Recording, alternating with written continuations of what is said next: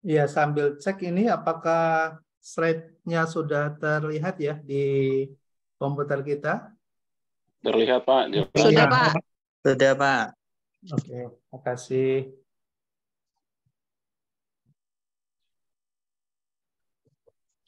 Baik, terima kasih sekali lagi atas atensi, atas apresiasi, atas seluruh perhatian dari saudara semuanya, dan terima kasih juga kehadirannya untuk perkuliahan kita pada siang hari ini setelah kita libur agak panjang ya, menikmati Lebaran mungkin di kampung kita masing-masing, bertemu dengan keluarga semuanya. Sekali lagi bagi yang merayakan, selamat merayakannya, dan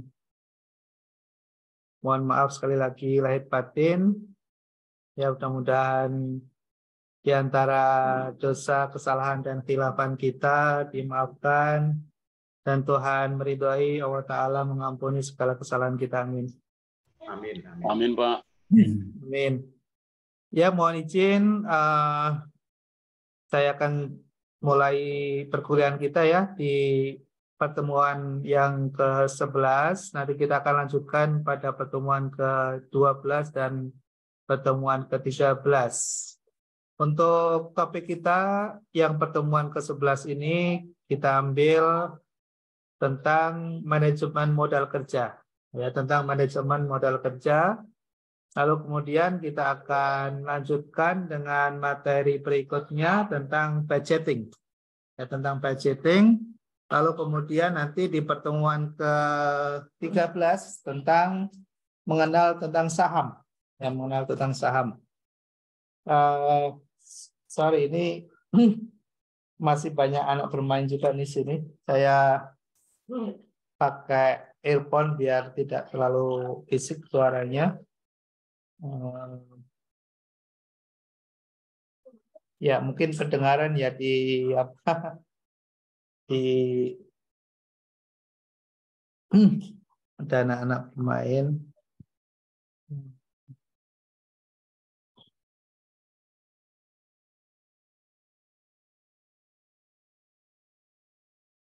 Oke, cek. Halo, suara saya kedengaran? Halo. Dengar Pak, jelas Pak. Jelas, Pak. Terdengar. Jelas, Pak.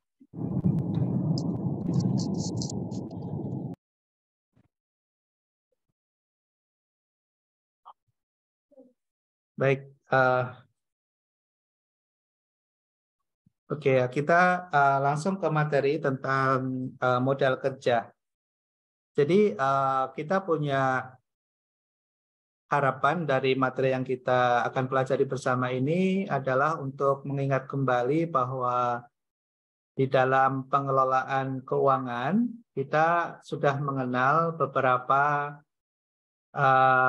perkiraan atau berapa rekening, atau dalam bahasa lain adalah struktur keuangan gitu ya. Di dalam struktur keuangan itu kita bisa melihat dalam suatu entitas, di dalamnya itu terbagi gitu ya dalam beberapa elemen atau struktur atau dalam beberapa bagian gitu ya.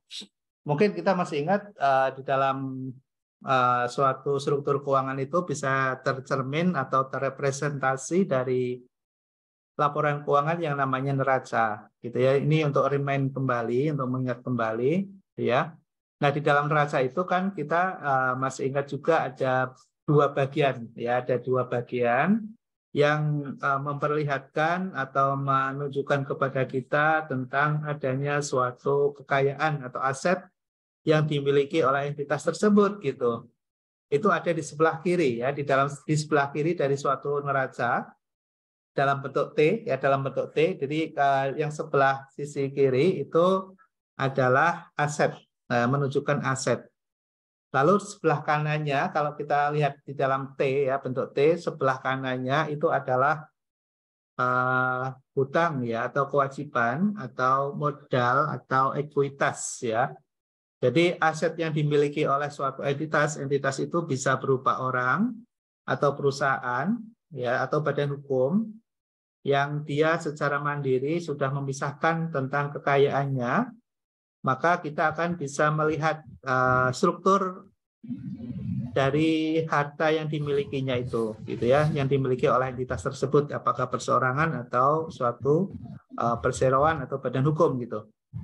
Nah, di situ kita akan bisa membaca juga bahwa aset yang dimiliki itu sumbernya dari mana. Ini saya hanya mengingatkan saja. Saya yakin teman-teman, saudara-saudara semuanya, para mahasiswa sudah beberapa kali ya kita pelajari bahwa suatu struktur keuangan di dalam entitas itu akan terbagi menjadi 3 bagian besar gitu ya, 3 bagian besar. Jadi dua bagian besar adalah aset dan kemudian bagian kedua adalah pasifa. Di dalam pasifa itu adalah merupakan sumber dari harta yang kita miliki berasal dari mana? Apakah berasal dari hutang atau kewajiban atau berasal dari pemiliknya sendiri ya? Yang pemiliknya itu bisa saja karena dapat hibah atau dia dapat pendapatan atau penghasilan karena dia bekerja begitu ya, atau karena laba yang diperoleh dari kegiatan usahanya. Jadi ada 3 sumber ya di dalam suatu aset yang dimiliki oleh suatu entitas. Itu bisa karena dia pinjam ya menjadi suatu kewajiban, lalu kemudian muncul dari kepemilikannya sendiri karena dia bekerja mendapatkan penghasilan dan pendapatan, maka menjadi modal bagi dirinya ya, menjadi ekuitas, atau karena pemberian dari orang lain ya, hibah ya, dari hibah. Lalu bisa juga berasal dari kegiatan usaha yang dilakukan dan mendapatkan keuntungan itu ya. Nah, kita akan mencoba untuk mendalami ya, untuk mendalami dalam konteks modal kerja ini adalah di sisi aset ya, di sisi sebelah kiri. Ya, di sisi sebelah kiri. Nah, di sebelah kiri itu aset terbagi menjadi 2. Ya, masih ingat ada yang disebut dengan aktiva lancar ya. Aktiva lancar itu posisi yang paling liquid di atas, yang liquid gitu ya. Lalu ada posisi yang di bawahnya yaitu aktiva tetap ya.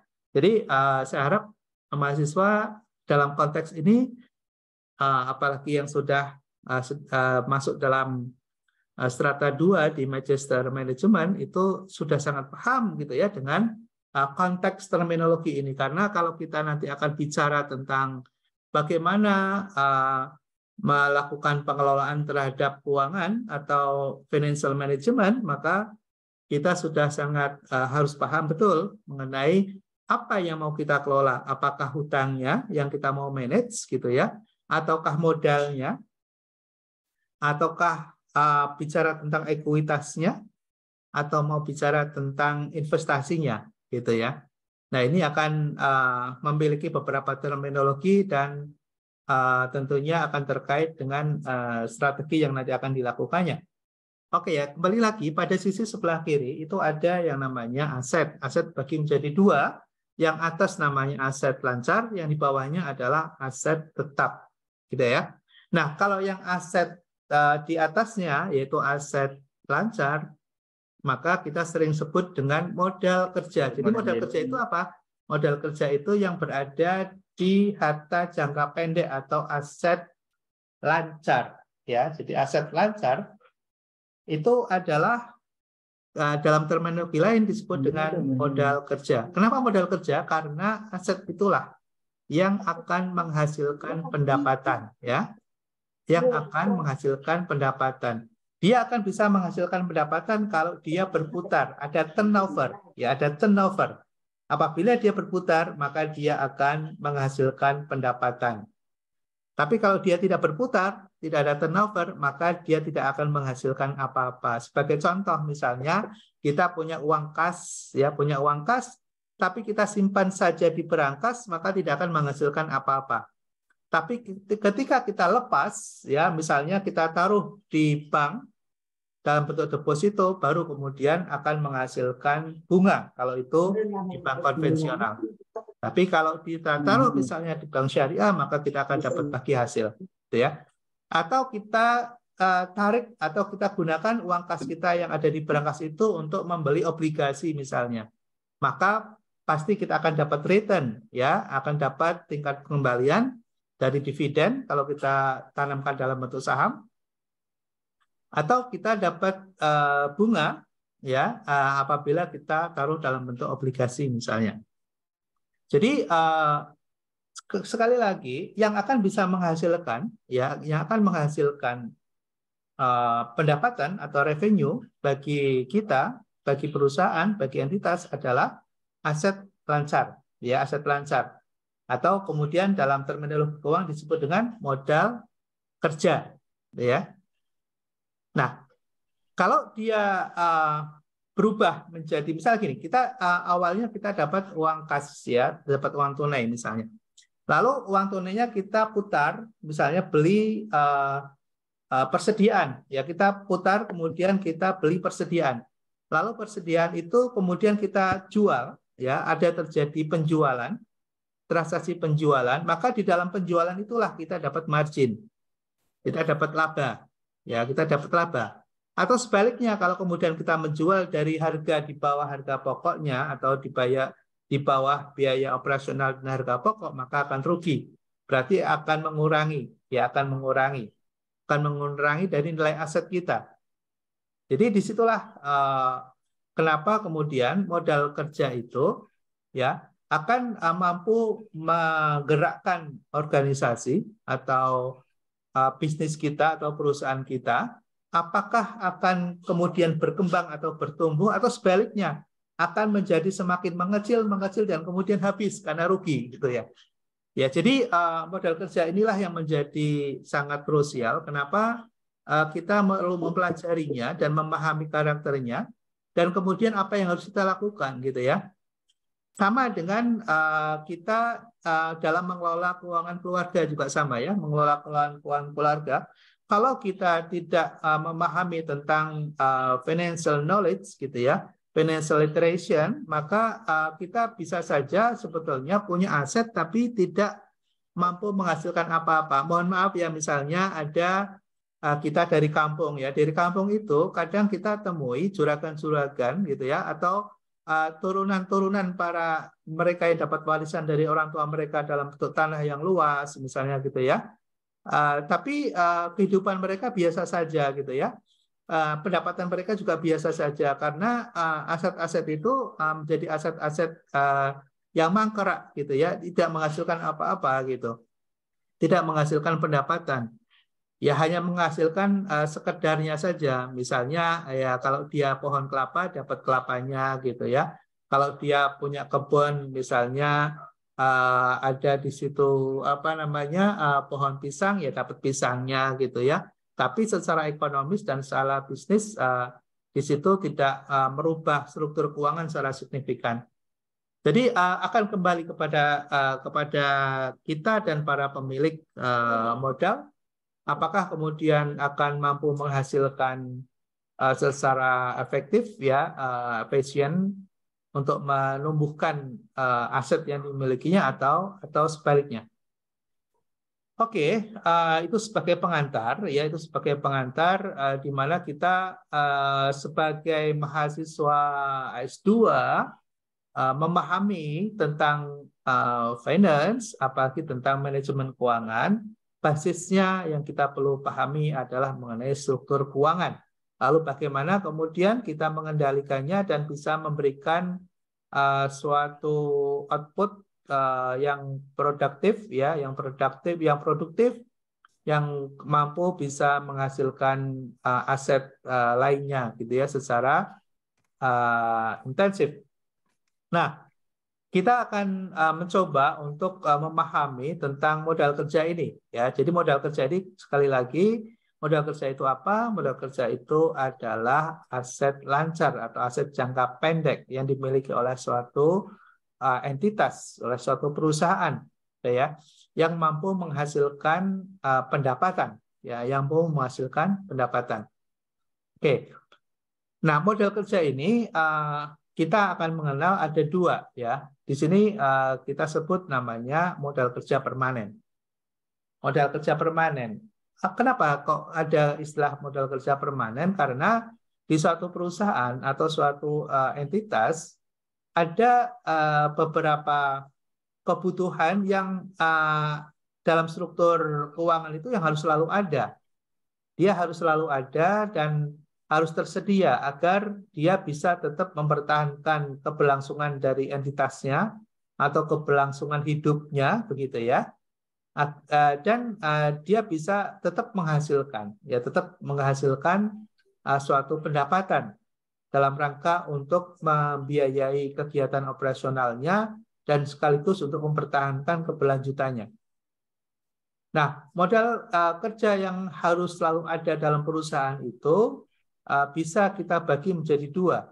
Ya, ada yang disebut dengan modal kerja primer, ada yang disebut dengan modal kerja normal. Nah, kalau yang primer bagaimana? Yang primer apabila dia bisa menjamin perusahaan untuk tetap bisa beroperasi. Ya, contoh apa sih yang bisa menjamin perusahaan tetap bisa beroperasi, gitu ya? Mungkin kita bisa sebutkan, misalnya, ya sambil kita ngobrol ya sedikit ya. Ini ada Mbak Silvi, ada Mas Iban. Oh, Mbak Silvi lagi di jalan ya, lagi di mobil. Ya, habis undangan, Pak. Maaf. Oh ya, nggak apa-apa, nggak apa-apa. Nanti mengganggu ini Kak, lagi nyupir atau? Enggak, Pak. Suami Oh, saya enggak. yang speaker ini. Oke, nggak apa-apa ya Mbak Silvi.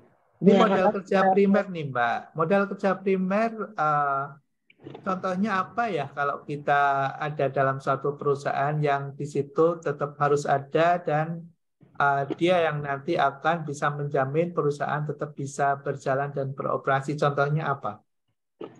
Uang kas, Pak. Uang kas, oke. Good, cukup di situ ya, uang kas. Ya kan, cash is the king ya. Jadi Iya. kalau kita punya aset banyak tapi uang kasnya nggak ada, kita bisa kelaparan ya, nggak bisa beli makanan, nggak bisa bayar karyawan dan seterusnya. Oke, good. Selain itu mungkin Mas Iban. Mas Iban masih bisa monitor, Mas Iban? Halo Mas Iban Supandi. Masih, Pak. Oke, Mas Iban, boleh kasih masukan? Kira-kira selain uang kas ya sebagai modal kerja primer yang harus dimiliki oleh perusahaan agar tetap bisa melakukan aktivitasnya dan bisa beroperasi. Selain itu apa ya Mas ya? Selain uang kas ya? Uang cash, Pak. Kalau nggak deposit. Iya, tadi Mbak Silvi udah jawab. Ya. Nah, selain itu apa? Aset, Pak. Selain uang kas Aset, apa? Pak. Aset, Pak. Aset. Aset. Iya. Aset itu, modal kerja itu bagian dari aset. Ya. Oh, iya, Modal bukan kerja ya. itu bagian dari aset. Kita bicara dalam konteks Piutang, Pak. yang lebih spesifik ya. Oh, lebih spesifik, memang uang sih ya. Tapi Piutang. tagihan bisa nggak, Pak? Tagihan bisa nggak, Pak? Piutang. Piutang. Oke. Piutang ya. Kalau kita memiliki piutang,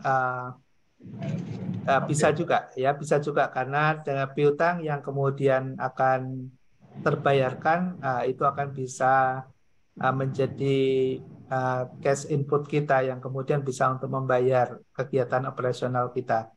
Ya, tapi ada yang lebih penting dari itu yang bisa memutar atau menjalankan perusahaan apa kira-kira?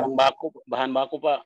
Ya, bahan baku ya, persediaan. Ya, persediaan itu kan ada 3 ya, ada bahan baku bisa, atau barang yang siap dijual bisa, atau barang dalam proses ya, material atau persediaan dalam proses juga bisa. Gitu. Oke, ikut.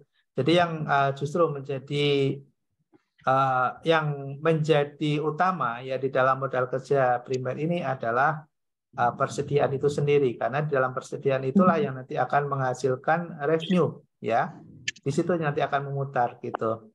Jadi walaupun kita nggak punya uang cash gitu ya, tapi kalau punya persediaan kita akan bisa menghasilkan uang cash dari persediaan itu, karena disitulah yang nanti akan meng-create sales dan kemudian menghasilkan cash. Oke, kemudian ada modal kerja normal ya, modal kerja normal. Jadi bagaimana perusahaan bisa tetap beroperasi dalam tingkat produksi yang normal.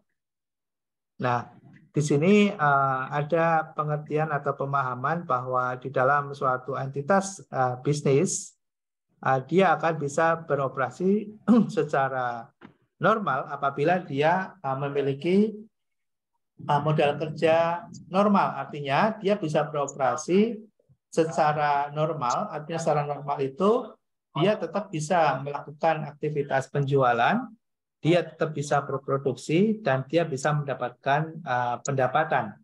Nah, lalu yang tidak normal itu seperti apa? Karena di sini ada modal kerja normal. Yang tidak normal itu apabila misalnya kita kehabisan atau tidak ada ketersediaan bahan baku yang akan diproduksi kalau itu adalah sebuah entitas produsen misalnya. Atau kalau dia entitas pedagang atau trader atau dia entitas sebagai perusahaan dagang misalnya, maka kalau dia tidak punya persediaan barang yang untuk siap dijual, maka berarti dia tidak memiliki modal kerja yang normal. Nah, jadi modal kerja normal itu esensi dan substansinya adalah pada ketersediaan barang, ya, barang atau jasa yang akan menghasilkan pendapatan itu sendiri. Nah, kemudian ada namanya modal kerja variabel. Modal kerja variabel itu yang akan berubah-ubah, ya, dia berubah-ubah, dia bisa ya sesuai dengan kondisinya akan berubah-ubah. Nah, itu akan terbagi menjadi 3. Ada yang namanya modal kerja musiman, ada modal kerja siklus, ya, ada modal kerja darurat. Kenapa sih kita perlu memahami pembagian modal kerja ini? Karena ketika kita tidak memahami tentang karakter dari modal kerja, maka kita akan bisa kehilangan kesempatan, ya. Kita akan kehilangan kesempatan. Sebagai contoh misalnya modal kerja musiman. Ketika kita menghadapi masa high season, contohnya menjelang Lebaran misalnya, kita sebetulnya paham, ya, bahwa dalam menjelang Lebaran itu berbagai produk dan komoditas akan lebih banyak yang mengalami perputaran. Nah, ketika kita memahami itu dan kemudian kita tidak tersedia, ya, untuk memenuhi stok sebetulnya yang pada saat putaran itu tinggi, berarti membutuhkan yang lebih besar dari hari-hari biasa atau masa-masa dalam kondisi normal, maka kita akan kehilangan kesempatan.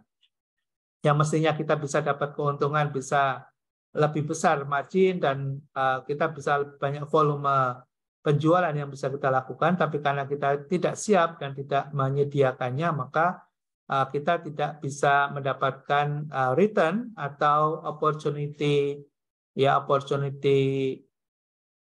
dapat kesempatan keuntungan yang wajar, gitu ya. Modal kerja siklis, ya, misalnya ini kaitannya misalnya dengan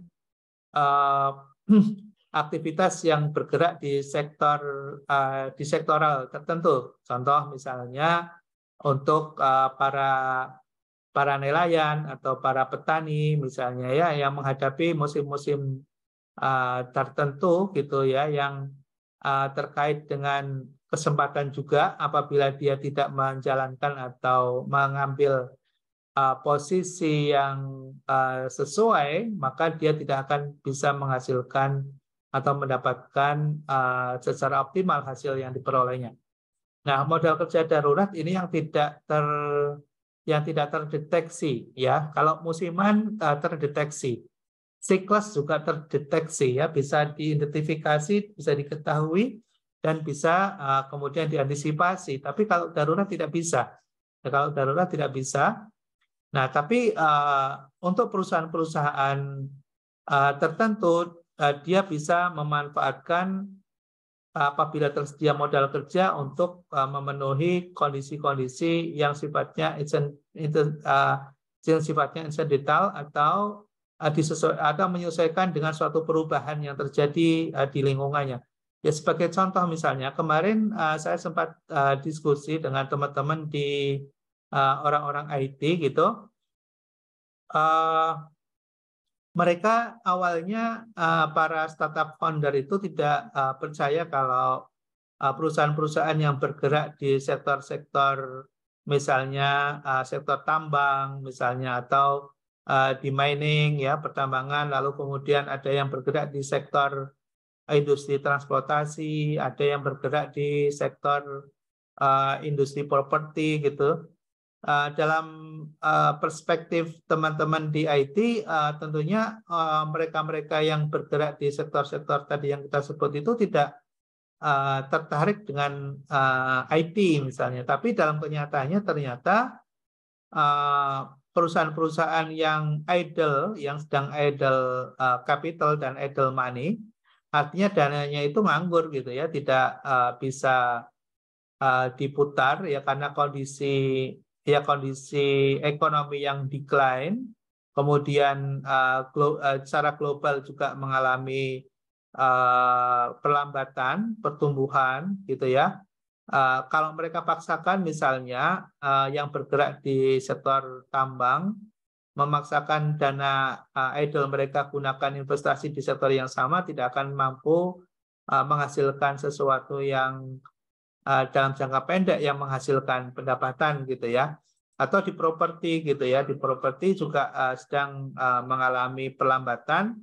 Nah, kalau kemudian mereka punya dana idle digunakan untuk sektor yang sama juga tidak akan banyak membantu. Maka mereka shifting gitu ya, melakukan investasi di teknologi, yaitu juga menggunakan modal kerja darurat karena bukan musiman ya, bukan siklus juga. Ya, tapi bagaimana memanfaatkan dana yang mereka miliki untuk mendapatkan opportunity di masa yang akan datang ya secara lebih menjanjikan gitu. Oke ya, saya kira penjelasan tadi yang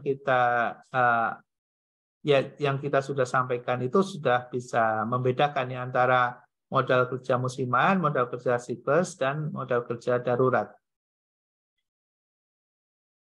Jadi kalau digambarkan gitu ya dalam sebuah grafik gitu, maka kita akan bisa melihat bahwa 3 kebutuhan modal kerja itu memang tidak bisa terlepas dari perusahaan ya, suatu perusahaan. Jadi modal kerja primer itu mesti harus tersedia dalam jumlah tertentu agar perusahaan tetap bisa eksis ya. Contoh tadi sebutkan yang primer itu uang kas misalnya, kemudian ada persediaan misalnya gitu. Nah, itu harus tetap ada itu uang kas dan persediaan. Kalau tidak ada uang kas, ada persediaan juga nggak bisa perusahaan untuk bisa bertahan. Atau sebaliknya, uang kas tidak memiliki persediaan yang cukup juga lama-lama akan habis karena tidak bisa berputar dan menghasilkan aset baru. Itu primer ya. Nah, di kondisi normal dia bisa beroperasi, perusahaan bisa beroperasi gitu ya dalam kondisi yang normal untuk bisa menutup seluruh biaya-biaya yang dikeluarkan. Lalu selain itu dia juga harus mempersiapkan modal kerja musiman untuk menghadapi beberapa kondisi yang berbeda satu musim dengan musim yang lain, di mana ada musim paceklik, di mana ada musim yang sedang panen ya harvest misalnya. Maka di situ ketersediaan modal sangat menentukan untuk mengambil posisi agar perusahaan mendapatkan opportunity yang baik, yang menjanjikan. Lalu modal kerja siklis juga diperlukan oleh perusahaan gitu ya untuk dia bisa mengambil posisi-posisi yang menguntungkan tadi. Ya misalnya siklus ya, contoh misalnya di musim-musim tertentu ya, musim-musim tertentu di mana proses bisnis mereka sangat dipengaruhi oleh kondisi siklus ya. Siklus itu bisa kebaca ya, siklus itu bisa kebaca dan kemudian perusahaan ambil posisi terkait dengan persediaan yang diperlukan gitu ya, komoditas apa yang sebetulnya dibutuhkan pada saat kondisi perubahan siklus itu sudah bisa kebaca ya, sudah bisa kebaca dan perusahaan harus menyediakannya. Kalau tidak maka dia kehilangan kesempatan. Lalu modal kerja darurat tetap diperlukan untuk sewaktu-waktu perusahaan mendapatkan opportunity yang tidak terduga bisa ditangkap ya, bisa ditangkap dan bisa dimanfaatkan, bisa dieksploitasi sehingga perusahaan mendapatkan tingkat keuntungan yang baik ya. pada posisi-posisi di mana hal itu tidak biasanya terjadi, ya. Dan sebagai contoh, misalnya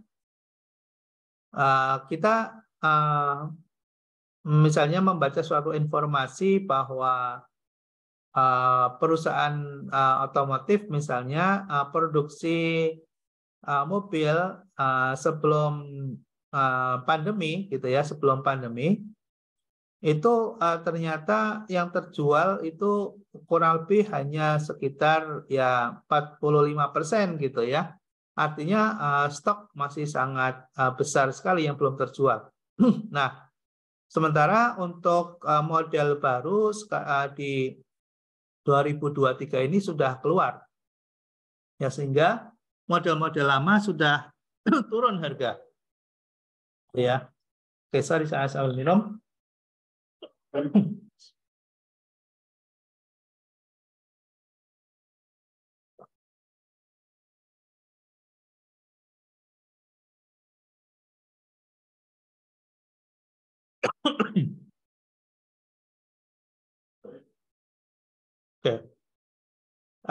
Tadi bicara konteks contoh ya, ilustrasi. Jadi beberapa waktu yang lalu kita mendengar stok otomotif kita yang tidak terjual di masa pandemi itu hampir separuh. Dan dijual dengan harga yang sangat murah gitu ya, dengan potongan sampai 40%. Nah, kalau kita tersedia modal kerja yang mencukupi gitu, bagi pihak tertentu akan bisa mengambil itu sebagai sebuah kesempatan. Mungkin tidak ya tidak semua daerah atau setiap orang memahami dan mengetahui informasi itu. Dan terkadang harga itu di pasaran masih relatif tidak turun drastis gitu ya. Tapi dengan adanya potongan yang sangat besar itu, kita bisa ngambil kesempatan itu. Itu namanya modal kerja darurat yang kita bisa manfaatkan sewaktu-waktu untuk suatu kesempatan yang tidak biasanya gitu. Oke. Lalu kebijakan modal kerja. Nah, karena kita sudah melihat bagaimana kebutuhan perusahaan terhadap modal kerja yang tadi sangat spesifik sifatnya, satu perusahaan dengan perusahaan lain mungkin akan berbeda, dan itu perlu dipahami oleh manajemen, oleh business owner agar dia wise ya, dia bijak dalam mengendalikan keuangan mereka. Karena kalau tidak dipahami maka akan berisiko fatal ya. Misalnya kita memahami ada posisi di mana kebijakan kita bisa ambil secara agresif atau secara moderat atau konservatif gitu ya. Jadi kalau kita misalnya mengambil kebijakan agresif, berarti kan di situ kita akan mengambil peluang-peluang yang sifatnya insidental, kemudian akan lebih banyak pada penyediaan dana-dana untuk modal darurat, misalnya modal kerja darurat, misalnya. Tapi tentunya akan berisiko juga gitu ya terhadap kondisi internal ya kepada keberlangsungan atau terkait dengan konsekuensi terhadap penyelesaian pembayaran jangka pendek. Ini masalah likuiditas lagi. Jadi masalah likuiditas itu perlu dipahami ya dengan konsekuensi terhadap suatu kebijakan yang diambil oleh perusahaan. Kesalahan dalam mengelola modal kerja akan berakibat pada hilangnya kepercayaan. Jadi kalau kita misalnya tadi agresif ya mengambil kesempatan-kesempatan yang sifatnya insidental tadi, contoh kasus misalnya ada stok mobil yang dijual dengan harga yang sangat murah, lalu kemudian kita mengalokasikan sebagian besar modal kerja kita untuk mengambil posisi itu misalnya, tapi kita lupa tidak melakukan cover terhadap reserve cash reserve kita ya pada persediaan kas kita misalnya, akan berisiko gitu ya, akan berisiko ketika ternyata mobil yang kita beli tadi walaupun harganya murah tapi kita ternyata tidak mudah menjualnya sehingga tidak bisa merubah menjadi kas kembali. Jadi dalam bentuk barang, asetnya, modal kerjanya tidak berubah, ya. Jadi tadinya uang cash kemudian berubah menjadi stok atau persediaan.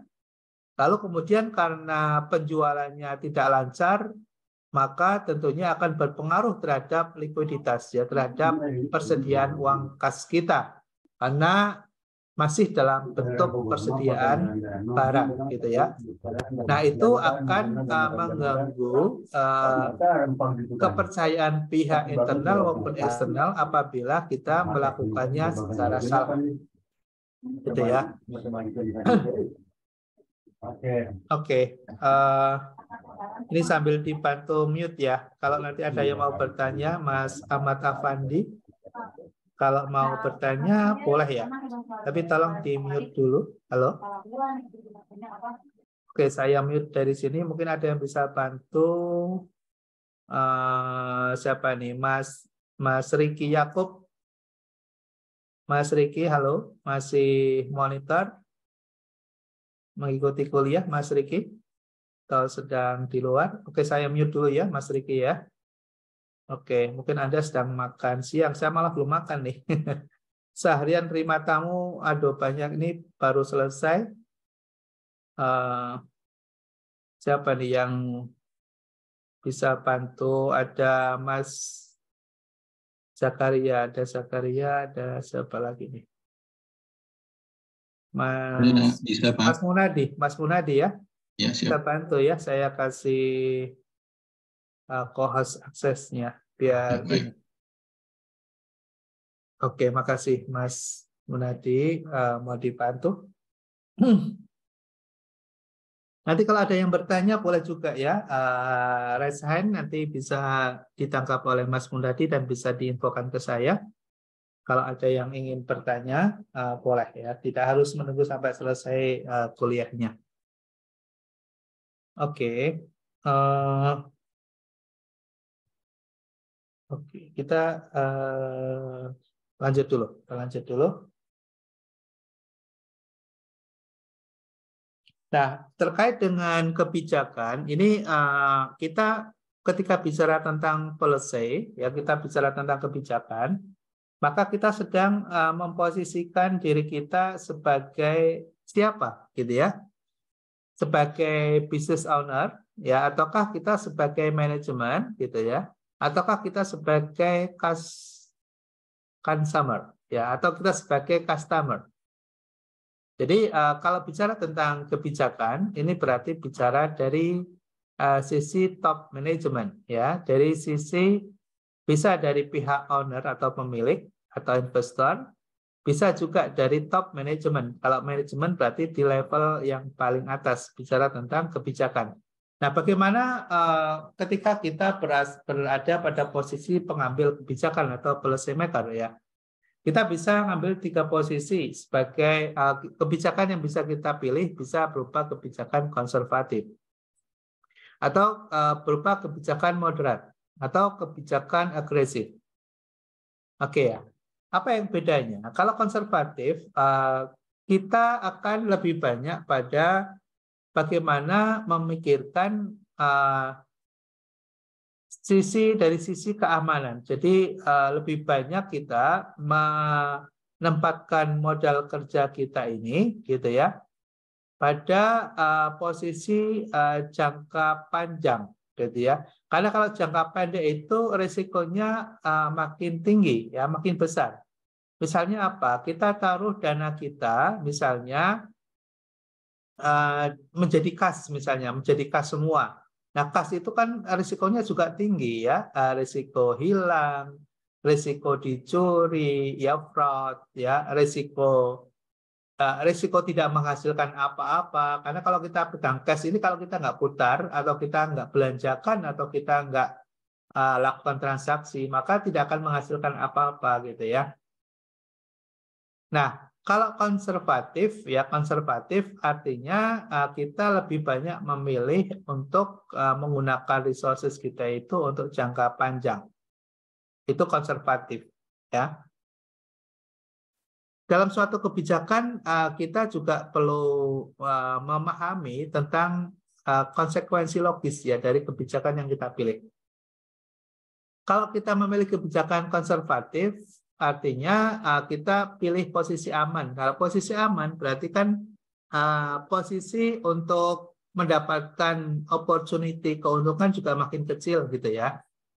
Jadi contoh misalnya kita taruh dana kita ke long term ya, ke long term investment ya, ke investasi jangka panjang misalnya, maka mungkin relatively akan aman ya, akan aman. Tapi misalnya apa? Beli tanah misalnya. Ya, kita beli tanah. Itu kebijakan konservatif ya. Kita tanah kan kemungkinan kecil akan hilang ya. Kemungkinan kecil risiko ruginya juga kecil ya, karena tanah itu biasanya seiring dengan waktu juga akan naik. Tapi kita risikonya apa? Risikonya opportunity untuk mendapatkan transaksi jangka pendek atau yang tadi ya bicara tentang modal kerja darurat, kemudian modal kerja siklus, modal kerja musiman itu menjadi sulit ya disediakan. Padahal disitulah waktu-waktu atau timing untuk mendapatkan momen kesempatan keuntungan yang besar gitu ya. Jadi itu pilihan. Nah, kemudian yang kedua adalah kebijakan moderat. Ya, kebijakan moderat itu kita memilih untuk menginvestasikan atau menempatkan dana yang kita miliki itu yang relatively itu sama antara aktiva jangka panjang dengan aktiva jangka pendek ya. Jadi jumlahnya, proporsinya itu relatively hampir sama gitu ya. Itu moderat. Jadi ketersediaan current asset kita cukup gitu ya. Kemudian kita tempatkan dalam posisi yang aman di jangka panjang juga seimbang gitu ya. Itu posisi yang moderat. Artinya kebutuhan untuk melakukan transaksi jangka pendek yaitu kas dan persediaan masih memadai gitu. Tapi sebagian ada yang kita tempatkan dalam investasi jangka panjang. Kemudian kebijakan agresif. Ya, kalau agresif menempatkan investasi atau dana yang kita miliki itu lebih besar pada posisi jangka pendek. Ya, pada posisi jangka pendek itu agresif. Logikanya di mana ini? Kok ada kalau kebijakan agresif kita menempatkan dana dalam bentuk aset lancar. Nah, kalau agresif itu kan berarti kita akan bisa lebih banyak melakukan aktivitas transaksi bisnis. Ya, misalnya kalau kita tadi taruh dana kita jangka panjang, misalnya untuk investasi tanah, misalnya atau investasi mobil untuk operasional, misalnya, itu kan dananya mati, nggak bisa langsung menghasilkan, gitu ya, nggak bisa langsung menghasilkan. Tapi kalau kita misalnya dana yang tadi kita bisa tempatkan ke dalam aktivitas misalnya saham, misalnya, maka di situ kita akan ada opportunity pendapatan jangka pendek. Gitu ya, atau misalnya kita tempatkan misalnya dalam bentuk deposito atau apalagi kita tempatkan dalam bentuk persediaan. Nah, di situ kita akan bisa memiliki kesempatan untuk melakukan transaksi dan mendapatkan keuntungan. Ya, maka disebut dengan agresif. Jadi kita menempatkan dana gitu ya untuk aset jangka pendek yang lebih besar dibandingkan dengan penempatan dana di aktiva jangka panjangnya gitu. Ya, itu disebut dengan kebijakan agresif. Nah, kalau dari karakter kalau kita melihat karakter kebijakan yang kita bisa pilih ini ya, kira-kira kalau lembaga keuangan misalnya, ya lembaga keuangan itu seperti perbankan atau lembaga pembiayaan misalnya atau asuransi, kira-kira biasanya mengambil kebijakan yang mana? Kebijakan konservatif, moderat atau agresif? Mbak Fafi, ini Mbak Fafi raise hand, ya. Silakan, Mbak Fafi. Sorry, ini boleh nambahin sedikit Pak Mungkin Boleh. ini Silakan. pendapat saya aja sih sedikit. Iya. Kalau menurut saya, kalau di sini kan dikatakannya kebijakan konservatif itu rencana pemenuhan modal kerja. Jadi rencana untuk memenuhi modal kerja kita menggunakan sumber dana jangka panjang dibanding sumber dana jangka pendek. Jadi dia konservatif. Jadi dia nggak berani gitu ngambil resiko. Jadi sumber dana untuk modal kerja dia menggunakan sumber dana jangka panjang. Sumber dana jangka panjang itu bisa jadi modal perusahaan atau pinjaman jangka panjang, sehingga jatuh temponya kan nggak dikejar-kejar hutang ya. Jadi dia konservatif menggunakan modal untuk kerjanya menggunakan sumber dana jangka panjang. Jadi dia nggak ada pinjaman yang jatuh temponya setahun. Jadi bisa jadi investor atau pokoknya pinjaman yang jangka waktunya itu misalnya 5 tahun lebih. Kalau untuk yang moderat itu untuk yang konservatif. Kalau yang moderat itu berani mencampur. Jadi ada untuk yang aset yang jangka panjang, misalnya kayak dia beli mobil atau apa, dia menggunakan jangka panjang atau misalnya alat-alat berat. Tapi untuk yang aset jangka pendek, misalnya kalau untuk persediaan barang dagangan jangka pendek perputarannya, dia berani menggunakan pinjaman yang jangka pendek, misalnya pinjaman yang cuma jatuh temponya setahun atau kurang dari setahun, atau pinjaman jatuh temponya cuma berapa bulan, dia berani pinjem gitu. Karena dia tahu bahwa karena dibelinya untuk barang dagang. Jadi barang dagang ini kan perputarannya sebulan bisa jadi terjual gitu. Jadi kan udah dapat untung sebulan bisa untuk nutup pinjamannya. Kalau yang agresif itu dia terlalu berani, saking beraninya karena dia yakin bahwa keuntungannya itu cukup besar, bahkan untuk aset yang untuk membiayai aset tetap, misalnya biasanya orang pakai jangka panjang, dia berani untuk menggunakan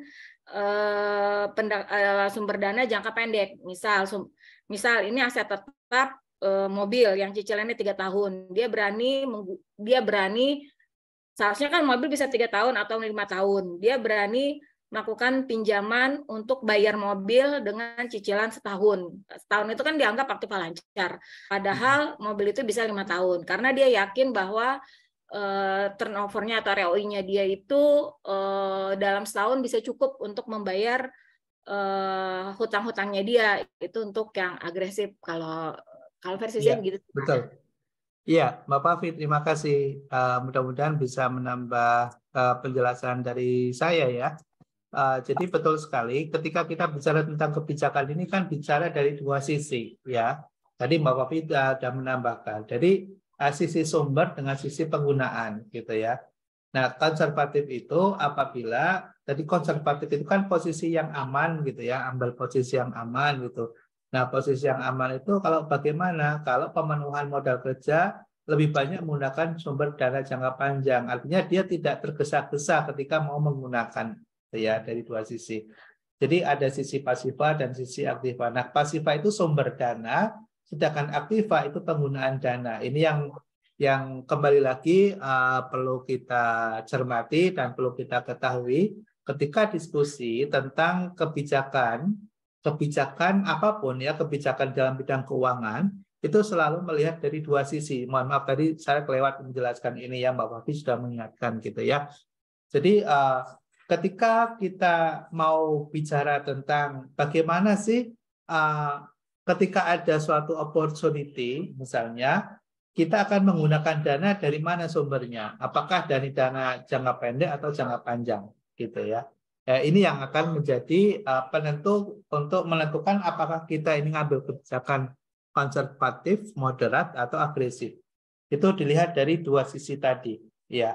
Ketika kita menggunakan membiayai untuk modal kerja atau yang berjangka pendek dengan modal jangka panjang, ini konservatif ya, ini akan relatif aman karena kita nggak tergesa-gesa untuk mengembalikan. Yang dimaksud dengan modal kerja jangka panjang itu apa? Sumber dana jangka panjang itu apa? Sumber dana jangka panjang misalnya perusahaan itu misalnya menjual obligasi. Ya, menjual obligasi itu jangka panjang karena bisa berumur 15 tahun, 25 tahun, 30 tahun. Jadi kalau kita menjual obligasi ini kan mengembalikannya itu panjang waktunya. Sementara dana yang kita himpun itu bisa kita gunakan tadi untuk modal kerja, menambah misalnya menambah persediaan gitu ya, agar volume penjualan kita menjadi meningkat misalnya. Nah, itu namanya konservatif ya, kebijakan konservatif gitu. Itu yang dimaksud tadi di Bantu yang dijelaskan oleh Mbak Fafi seperti itu. Oke, ada lagi yang lain yang ingin berikan tanggapan atau contoh boleh ya, biar semakin kaya itu ya dari materi ini. Mbak Catherine, ada yang mau ditanyakan atau memberikan ilustrasi juga boleh biar teman-teman ya, Mbak Catherine ya. Silakan.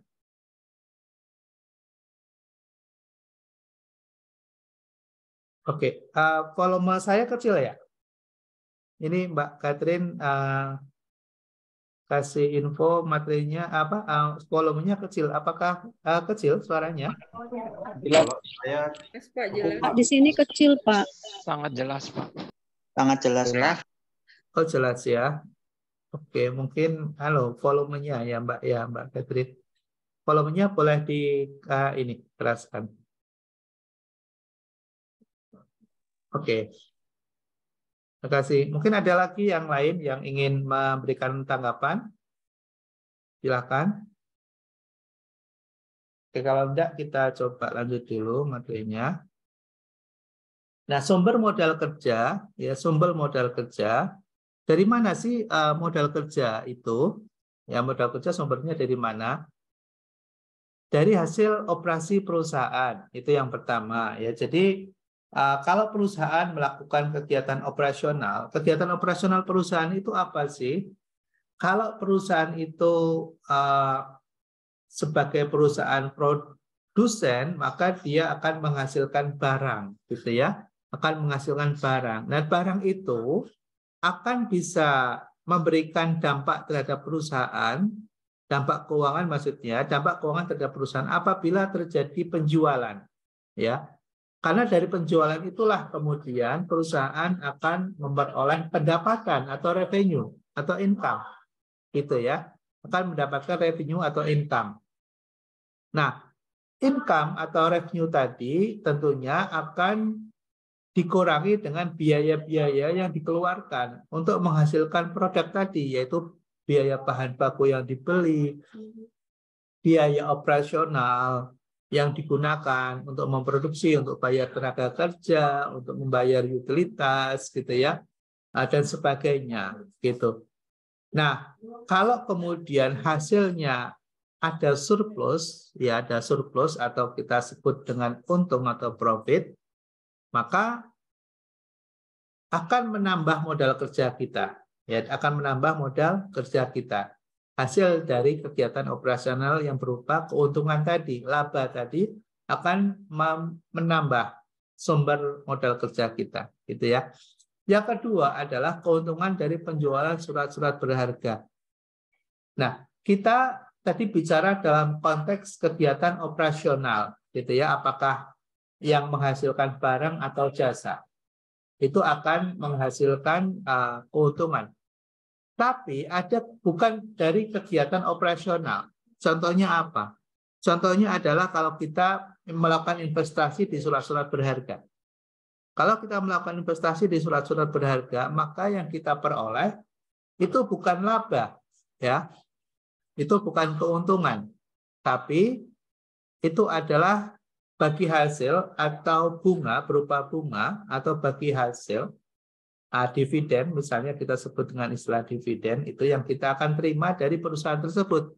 Karena kita ikut memiliki dalam bentuk saham, atau kita memberikan hutang ke perusahaan, kita akan dapat dividen atau bunganya. Ya, nah itu juga akan menambah modal kerja kita.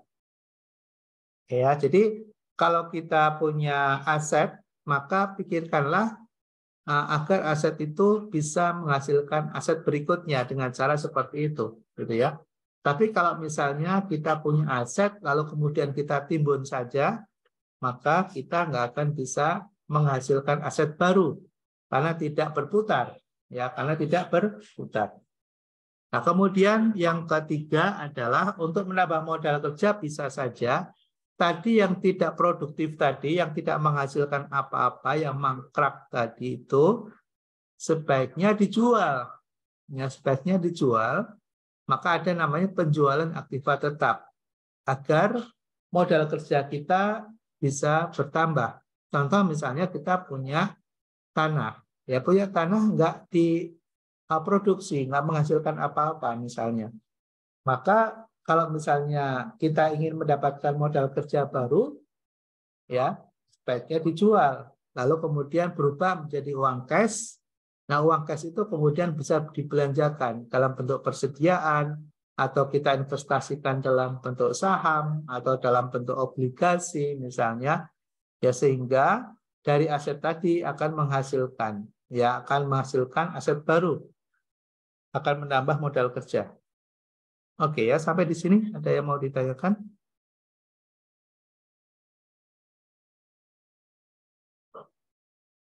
Oke, kalau tidak ada yang ditanyakan, kita lanjut lagi. Ya. Nah, sumber modal kerja yang lain apa? Penjualan saham atau obligasi. Ya.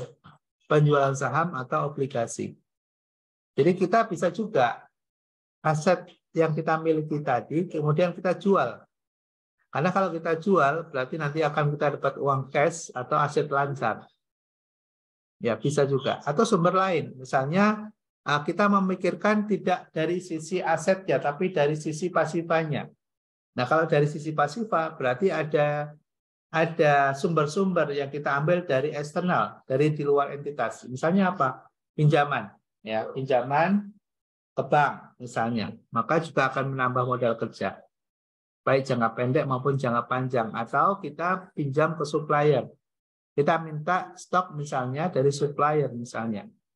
Maka berarti disitulah kita akan bisa mendapatkan modal kerja baru ya yang bersumber dari pihak lain yang berupa kewajiban nanti kita, berupa hutang namanya. Oke, berikutnya adalah fungsi manajemen modal kerja. Jadi kita akan bisa melihat dan bisa menyesuaikan dengan kondisi bisnis kita.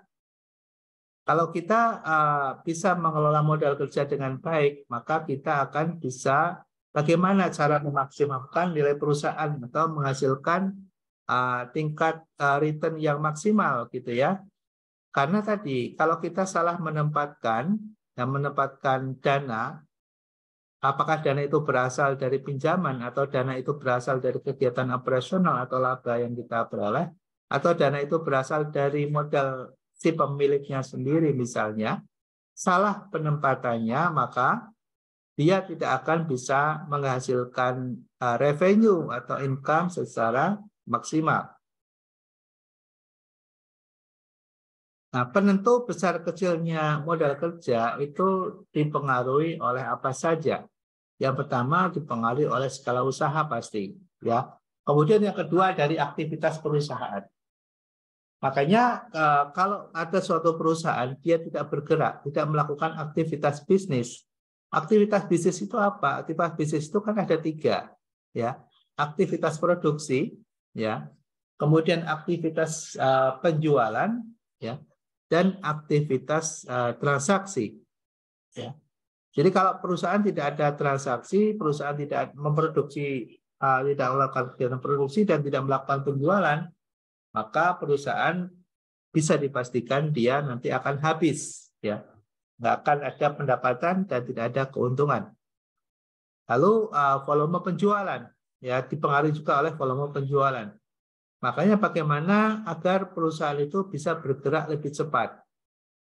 Nah, penjualan yang dilakukan agar bisa dia putarannya lebih cepat, maka itu akan menjadi orientasi dari strategi yang dilakukan oleh perusahaan. Karena akan berpengaruh, semakin volume penjualannya semakin besar, maka akan berdampak ya terhadap keuntungan, gitu ya. Maka disitulah modal kerja akan sangat berpengaruh. Lalu kemudian perkembangan teknologi juga ya. Kalau kita misalnya memiliki suatu usaha yang tidak didukung dengan teknologi yang memadai, biasanya akan lambat. perputarannya akan lambat. Dan itu juga akan berpengaruh terhadap modal kerja kita. Lalu berikutnya adalah periode perputaran. Ya, periode terikatnya modal kerja. Kalau putarannya lambat, penjualannya lama misalnya, maka modal kerja kita juga tidak akan bisa menghasilkan tingkat keuntungan yang memadai ya. Pengeluaran kas rata-rata setiap hari juga akan berpengaruh terhadap kebutuhan modal kerja kita. Nah, untuk menentukan kebutuhan modal kerja, kita akan bisa melihat dari metode keterikatan modal kerja. Selain itu juga akan melihat dari metode perputaran. Ya, keterikatan dan perputaran. Jadi ada dua poin yang sangat penting untuk menghitung dan menentukan berapa sih modal kerja yang dibutuhkan oleh suatu entitas atau perusahaan dalam periode waktu tertentu.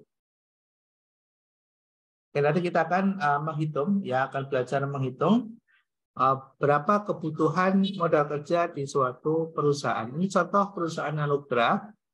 Perusahaan Anugrah ini menurut informasi bahwa dia punya modal yang terikat. Modal yang terikat di mana? Terikat di barang persediaan yang disimpan di gudang. Jadi perusahaan yang disimpan di gudang itu rata-rata 6 hari. Jadi barang yang disimpan di gudang itu paling lama 6 hari. Ya. 6 hari dia berada di gudang. Nah, untuk mengumpulkan, ya lama pengumpulan piutang, maksudnya ketika barang dijual dan orang membayarnya itu butuh waktu 14 hari.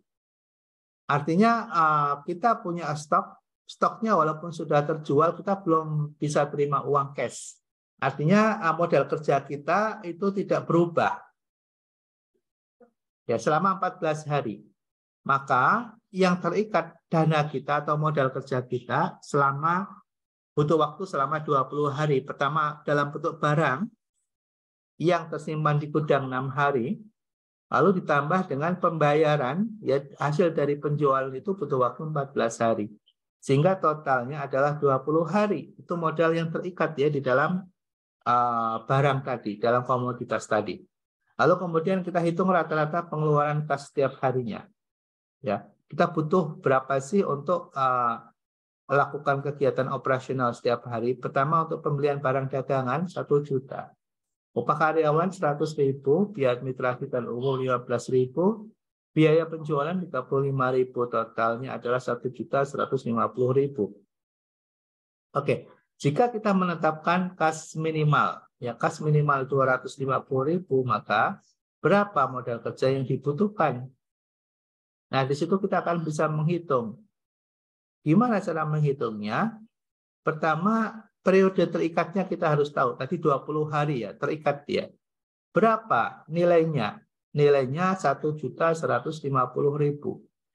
Jadi pengeluaran kas setiap hari ya itu 1.150.000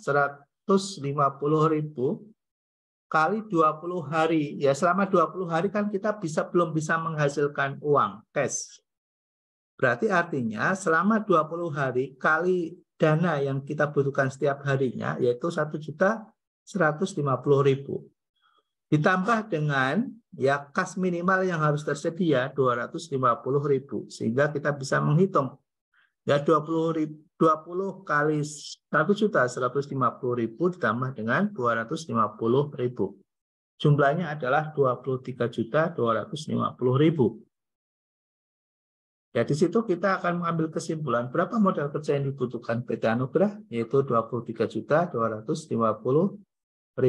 Ya, mudah-mudahan dengan penjelasan yang singkat ini bisa ditangkap ya, dan bisa dipahami gitu ya bagaimana menghitung modal kerja yang dibutuhkan. Jadi yang kita lakukan pertama adalah menghitung rata-rata periode terikat modal ya, modal terikatnya berapa yang terikat di situ, berapa hari ya. Lalu kemudian kebutuhan per harinya itu berapa? Kita harus hitung. Nah, kalau kita sudah ketemu kebutuhan kas setiap harinya dikalikan dengan hari di mana kita akan bisa mendapatkan kas baru. Ini 20 hari. Lalu kemudian cadangan yang harus tersedia setiap harinya berapa? Minimal.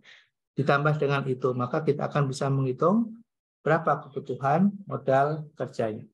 Nah, contoh berikutnya adalah kita bisa melihat juga untuk perusahaan produsen ya, yang menghasilkan suatu barang. Setiap hari perusahaan ini menghasilkan 65 unit wajan teflon. Contoh ya, dalam 1 bulan perusahaan memiliki hari kerja sebanyak 25 hari. Ya. Nah, biaya yang dibebankan kita bisa lihat di situ ada biaya bahan baku, bahan pembantu, tenaga kerja, BOP, biaya operasional, kemudian biaya penjualan. Nah, di situ kita bisa menghitung berapa totalnya, gitu ya. Lalu kemudian kita dapat informasi juga bahwa kita membeli bahan baku dan bahan pembantu untuk memproduksi dengan memberikan uang muka kepada pemasok 4 kali 24 jam. 24 jam berarti kan 1 hari ya. 1 hari kali 4. Dan nanti dana terikat sepanjang itu. Sedangkan waktu yang diperlukan untuk proses produksi 3 hari. Ya. 4 hari tambah 3 hari, kemudian wajan yang sudah terjadi disimpan di gudang.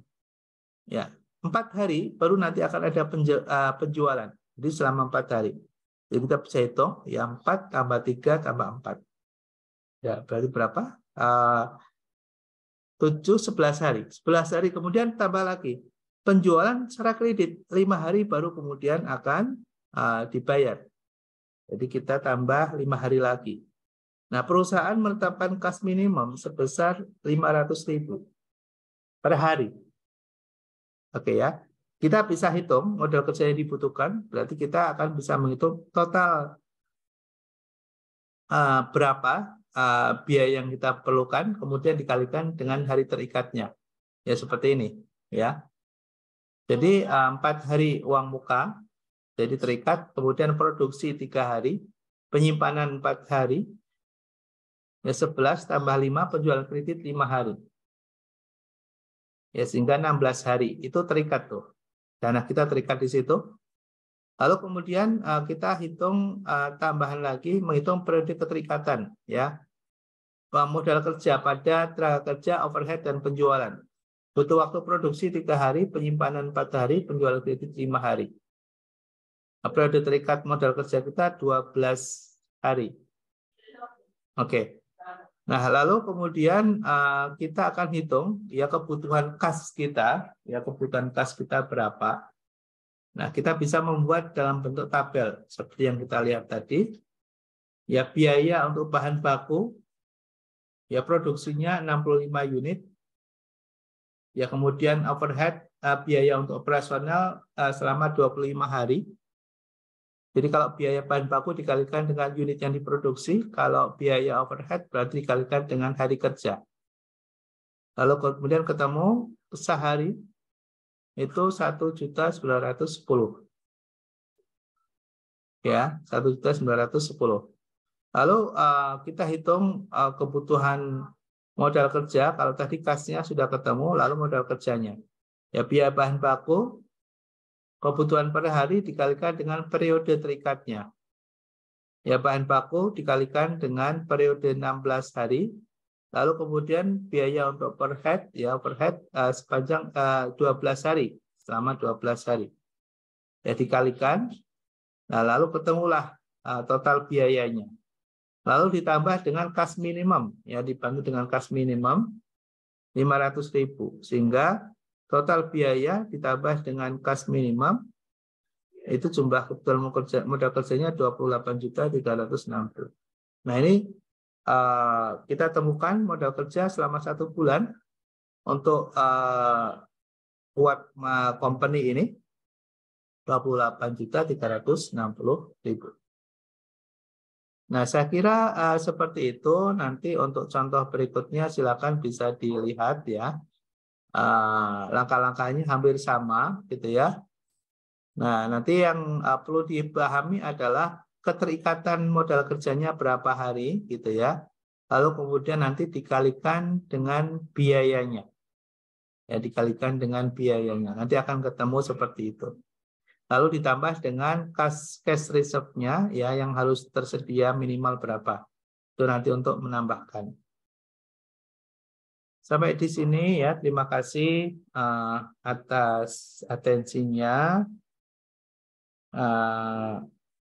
Kalau ada yang mau bertanya boleh. Kalau ada yang mau bertanya silakan.